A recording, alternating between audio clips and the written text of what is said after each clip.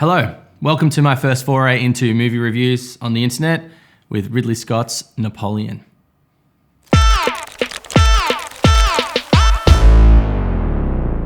The movie kicks off with very familiar scenes with the French Revolution. We see Marie Antoinette walking to the guillotine. She's being taunted by a crowd of onlookers and eventually has her head lopped off. Immediately, it moves to Napoleon's story. And this is fantastic because I freaking love Napoleon.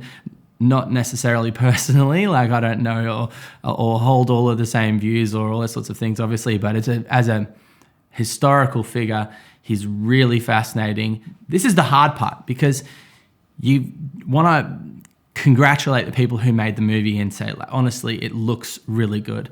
But also I feel as though there's a lot that needs to be sort of outlined because it's 2 3/4 hours. You've got a lot that you need to pack into this. You sort of have these 3 wavelengths that the movie operates on, which is that you've got Napoleon, the field general, you've got Napoleon, the politician, and you've got Napoleon, the romantic. Napoleon and Josephine had a really, I guess you'd say now, it's a toxic relationship.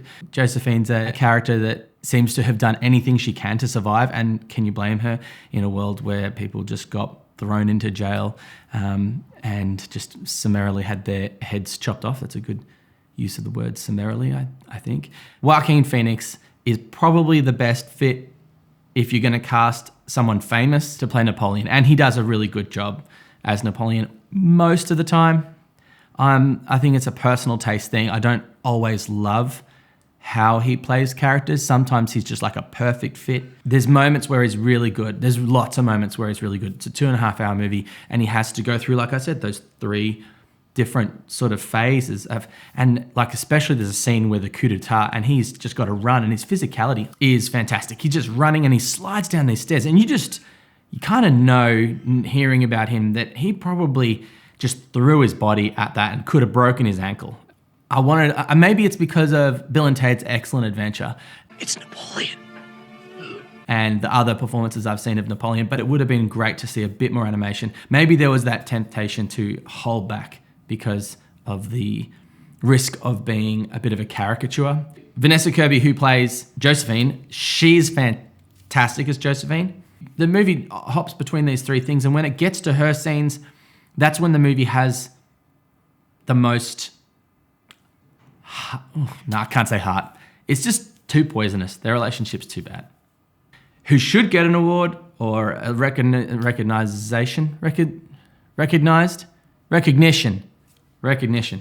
is the production design, the costume design, the people who found the locations, the people who crafted the battles. I mean, honestly, all of the locations in this film are amazing. The costumes are amazing.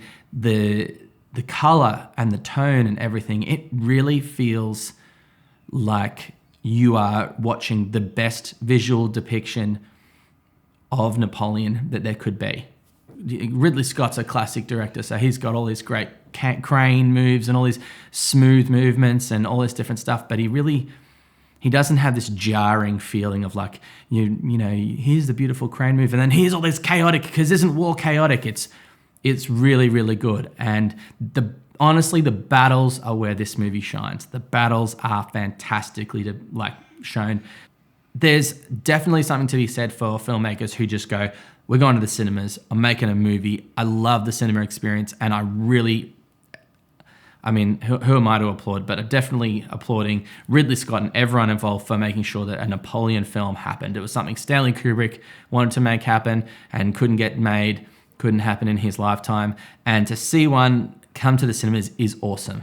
However, this could have been the greatest series that hit Apple TV for years. Napoleon has so many people in his life in this film. And the movie's called Napoleon, but he feels like almost the only character, and with a very close second be Josephine.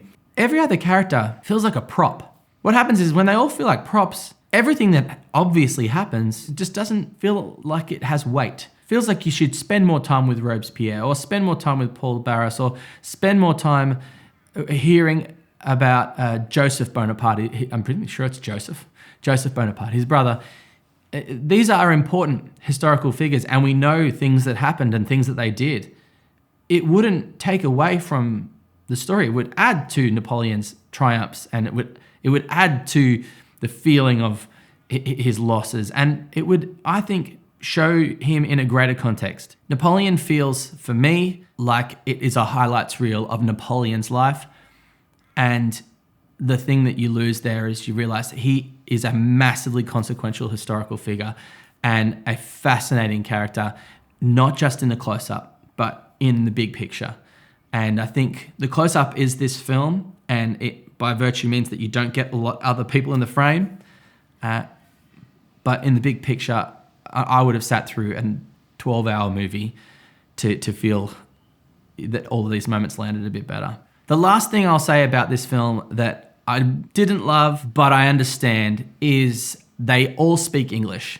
And the mixed accents are personally a distraction. There's English actors all over the place. Why? Make them all French. I'd be pissed if I was French and I was an actor and they made a Napoleon film and I didn't even get cast in a minor role speaking English with a French accent. It's hard to delineate and understand where people are from and get a real sense that France was under attack. You have the Austrians are portrayed in this film. You have the Russian Tsar Alexander portrayed in this film. There is a real strong sense that France is this strong identity, and you lose that a bit when it's being attacked by all these other identities, but they all have the same accent. I'm being very unfair. This is a brilliant movie. Like, it's so well made, but is the average punter going to really, really love this movie or understand what's going on or care? No, I don't think so. If they could spend more time creating other characters other than just Napoleon, then probably would be great. Hey, if you got this far, thanks so much. I know I talk a lot. Thank you for listening to my opinion on this movie. I'm keen to hear what you think of the film in the comments and, the usual stuff. Give us a like if you wouldn't mind and a subscribe. This is the first sort of foray into YouTube movie reviewing. I'm keen to go and see more films and get more reviews out there. So hopefully see you on the next one.